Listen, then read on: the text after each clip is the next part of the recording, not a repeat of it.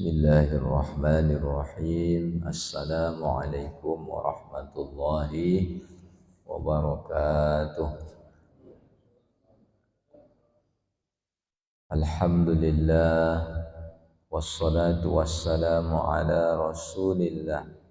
Rabbi shrah li sadri wa yassir li amri wahlul 'uqdatam min lisani yafqahu qawli. Subhanaka la ilma lana illa ma 'allamtana innaka antal alimul hakim. Puji dan syukur senantiasa kita ucapkan kehadiran Allah Subhanahu wa taala dengan ucapan alhamdulillahirabbil alamin atas segala limpahan dan karunia-Nya. Ada nikmat iman, nikmat Islam, rahmat kesehatan, kesempatan, taufik dan hidayahnya. Sehingga di pagi hari yang berbahagia ini, kita semua dapat berhadir kembali ke rumah Allah ini, Masjid Al-Munawwarah yang kita banggakan ini, dalam rangka melaksanakan sholat subuh dengan berjamaah. Kemudian kita lanjutkan dengan majelis ilmu sambil menunggu tibanya waktu suruh. Mudah-mudahan ini semua bernilai ibadah di sisi Allah Subhanahu wa taala. Shalawat dan salam mudah-mudahan senantiasa tercurahkan pada pangkuan junjungan kita Nabi besar Muhammad sallallahu alaihi wasallam. Berlafazkan Allahumma shalli ala sayyidina Muhammad wa ala ali sayyidina Muhammad. Mudah-mudahan kita semua nanti mendapatkan syafaat dan pertolongannya, mulai dari dunia ini, terlebih-lebih di hari kemudian nanti yang kekal abadi.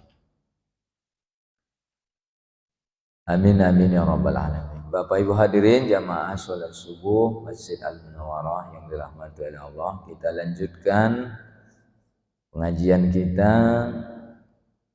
masih di seputar surah At-Takwir, surah At-Takwir. Kita akan sama-sama membaca surah yang ke-15. Bismillahirrahmanirrahim.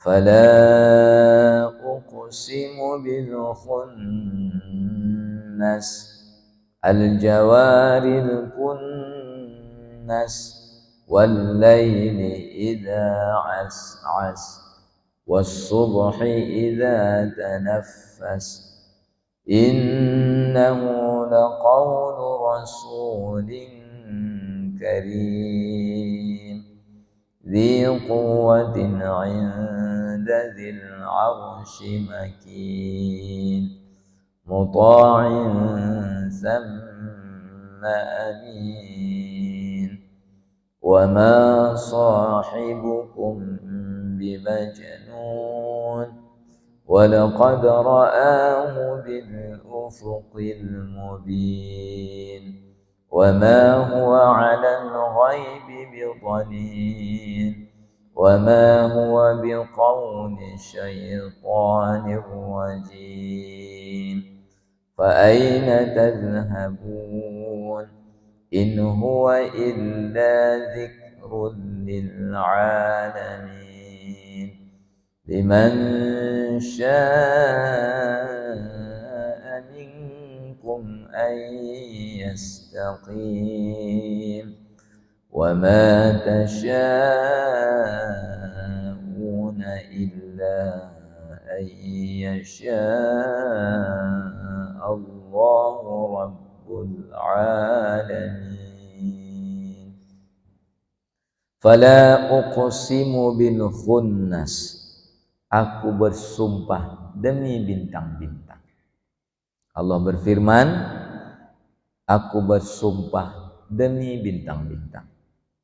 Setelah Allah bercerita tentang peristiwa hari kiamat, Allah sampaikan matahari nanti akan digulung, bintang-bintang akan berjatuhan, gunung-gunung akan dihancurkan, unta-unta yang lagi bunting mahal harganya saat itu ditinggalkan.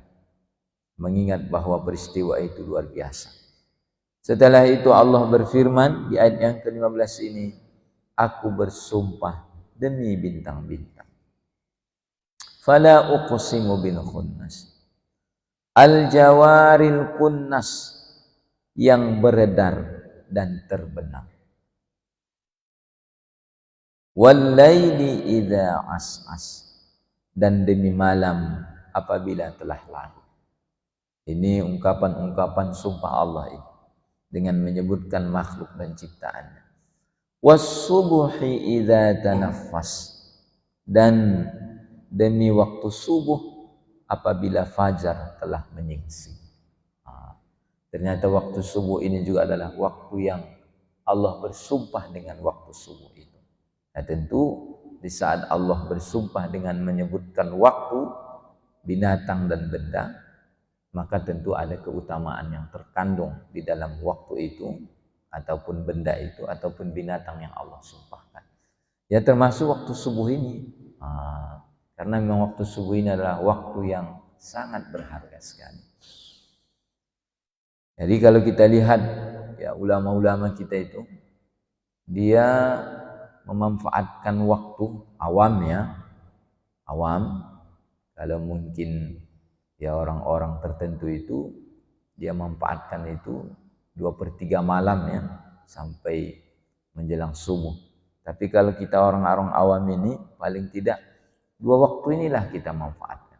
Yang pertama waktu subuh sampai terbit matahari, begitu namanya.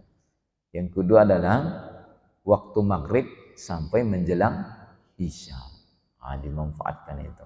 Karena waktu itu artinya memanfaatkan waktu itu pengorbanannya tidak seperti pengorbanan meraih waktu 2/3 malam. Karena waktu subuh waktu subuh sampai terbit matahari, kemudian waktu maghrib sampai menjelang isya, kita manfaatkan ini. Ini Allah berfirman, was-subuhi idza tanaffas, dan demi waktu subuh apabila fajar telah menyingsing. Memang waktu subuh itu terhitung dia waktu subuh ketika sudah terbit fajar shadiq. Innahu laqawlu rasulin karim. Sesungguhnya Al-Quran itu benar-benar firman Allah yang dibawa oleh utusan yang mulia, yaitu malaikat Jibril. Al-Quran itu bukan buatan Nabi Muhammad, bukan buatan manusia, tapi Al-Quran itu memang benar-benar firman Allah. Siapa yang membawa wahyu itu, itulah malaikat Jibril alaihissalam. Karena dulu ya orang-orang yang tidak beriman kepada Allah dan Rasulnya pada saat itu, mereka menyebarkan fitnah bahwasanya Al-Quran itu adalah dongeng belaka dan itu adalah hasil buah tangan Nabi Muhammad. Makanya Allah bantah dalam Al-Quran. Banyak firman-firman Allah yang menyampaikan bahwasanya Al-Quran itu bukan buatan manusia, bukan syair, bukan yang lain-lain, tapi Al-Quran itu adalah benar-benar firman Allah. Salah satunya apa kata Allah Subhanahu wa taala? Inna wal laili idza as'as was subhi idza tanafas innahu laqawlu rasulin karim. Sesungguhnya Al-Quran itu benar-benar firman Allah yang dibawa oleh utusan yang mulia. Siapakah itu? Malaikat Jibril. Karena tugas malaikat Jibril kan menyampaikan wahyu. Dzi quwwatin 'inda dzil 'arsy makin. Malaikat Jibril itu memiliki kekuatan. 'Inda dzil 'arsy makin, memiliki kedudukan yang tinggi di sisi Allah yang memiliki arsy. Dzi quwwatin 'inda dzil arsy makin. Malaikat Jibril itu ada kekuatannya, memiliki kedudukan yang tinggi di sisi Allah, yang memiliki aras. Allah memiliki aras. Maksudnya bahwa malaikat Jibril ini adalah termasuk malaikat yang termulia di sisi Allah. Nah, itu maksudnya.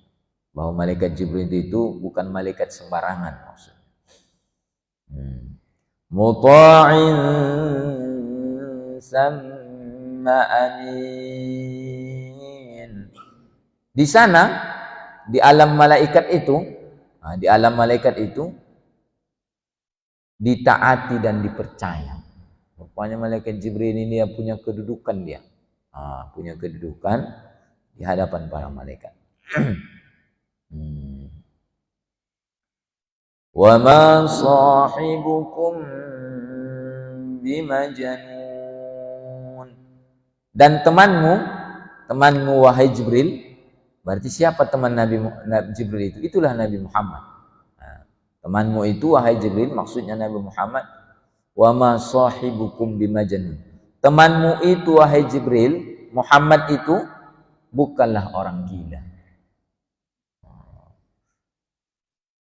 Ya karena dulu Rasulullah itu orang-orang kafir katakan bahwasanya Nabi Muhammad itu orang gila.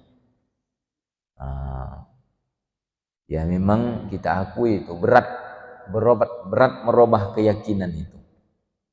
Berat dia merubah keyakinan yang dulunya menyembah patung dan berhala, maka Nabi berusaha merubah mereka yang tadinya menyembah berhala dan patung untuk menyembah Allah. Ya tentu itu luar biasa tantangannya. Jangankan merubah keyakinan, merubah tradisi aja kita pengorbanannya berat. Kan begitu namanya. Merubah adat saja itu tantangannya berat itu. Apalagi lah merubah keyakinan. Pasti banyak tudingan-tudingan. Banyak yang mengatakan Muhammad itu orang gila itu. Orang gila. Biasa kiannya kita dulu begini, ini pula harus begini. Makanya Allah sampaikan dalam Al-Quran, apa kata Allah? Wa ma sahibukum bimajnun. Dan teman malaikat Jibril itu, maksudnya Nabi Muhammad itu bukanlah orang gila. Walaqad ra'ahu bil ufuqil mubin. Dan sungguh dia Muhammad telah melihatnya Jibril di ufuk yang terang. Maksudnya Nabi Muhammad itu pernah menyaksikan malaikat Jibril. Pernah dia saksikan malaikat Jibril itu. Wa ma huwa 'alal ghaibi bidhanin. Dan dia, maksudnya Nabi Muhammad itu bukanlah seorang yang kikir untuk menerangkan yang gaib. Nabi Muhammad itu dia ceritakan tentang perkara-perkara yang gaib. Dia ceritakan perkara akhirat. Dia ceritakan perkara neraka, surga. Salah satu yang Allah gambarkan kan, pernah Rasul gambarkan bagaimana keindahan surga itu. Mala ainun ra'ad, wala udhunun sami'at, wala khatara ala qalbi bashar. Surga itu keindahannya luar biasa. Keindahan yang tidak pernah dilihat mata, tidak pernah didengar telinga, tidak pernah terlintas dalam pikiran. Itu maksudnya itu. Rasulullah ceritakan dia perkara-perkara gaib itu Rasulullah ceritakan. Makanya Allah sampaikan dalam Al-Quran, apa kata Allah Subhanahu wa taala? Wa ma huwa 'alal ghaibi bidhanin. Dan sungguh dia Nabi Muhammad itu bukanlah seseorang yang kikir, yang enggan untuk menerangkan yang gaib. Diceritakan Nabi, sekalipun itu perkara gaib, untuk menambah keimanan kita kepada Allah Subhanahu wa taala. Wa ma huwa biqauli syaitanir rajim. Wa ma huwa biqauli syaitanir rajim. Dan Al-Quran itu bukanlah perkataan setan yang terkutuk. Al-Quran itu bukan. Jangan kita ragu. bahwa Al-Quran itu adalah firman Allah Subhanahu wa ta'ala.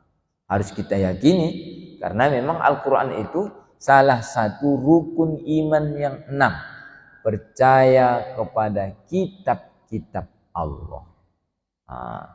Salah satu bentuk kepercayaan kita terhadap kitab-kitab Allah, kita yakini bahwa Al-Quran itu benar-benar firman Allah Subhanahu wa ta'ala.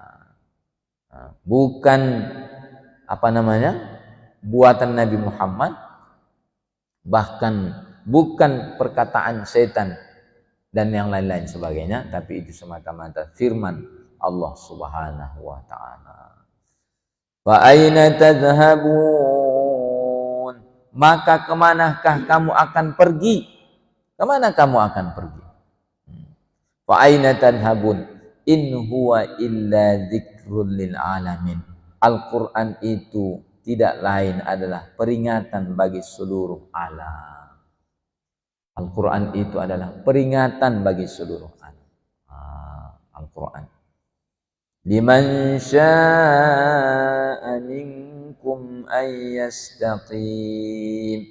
Yaitu bagi siapa di antara kamu yang menghendaki menempuh jalan yang lurus. Ya, Al-Quran itu peringatan bagi manusia, bagi orang-orang yang mau mengamalkan Al-Quran itu. Yang penting Allah sudah berikan kita petunjuk. Al-Quranul Karim, petunjuk hidup kita, yang apabila kita ikuti Al-Quran itu dipastikan kita selamat. Itu terserah kita pula lah.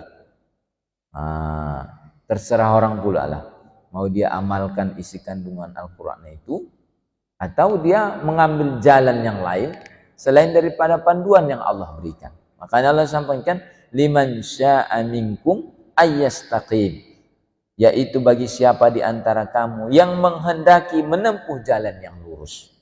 Yang penting Allah sudah berikan, ini kalau ke kanan begini resikonya, kalau ke kiri begini resikonya.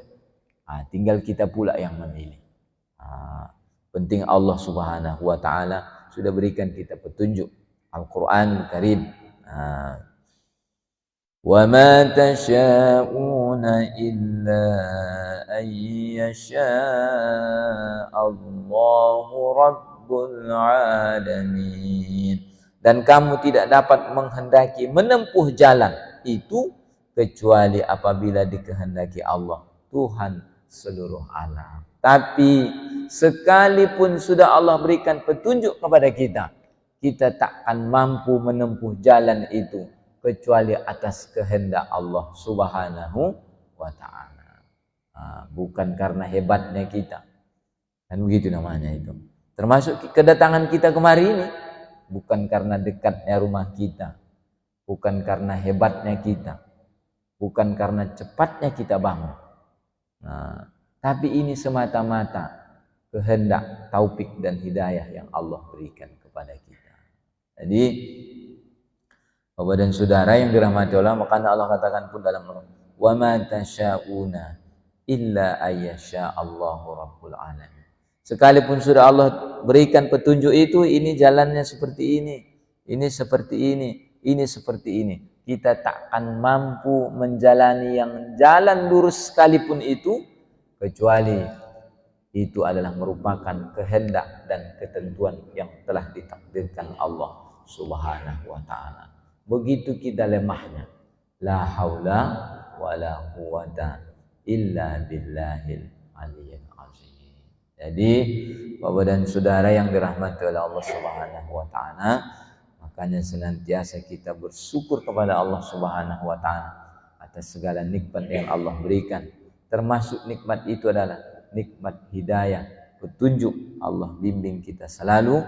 Mudah-mudahan kita semua semakin meningkat keimanan dan ketakwaan kita kepada Allah Subhanahu wa ta'ala. Inilah dia pengajian kita surah At-Takfir ini, dari ayat 1 sampai ayat 29 sudah kita sampaikan. Mudah-mudahan ini mendekatkan pemahaman kita,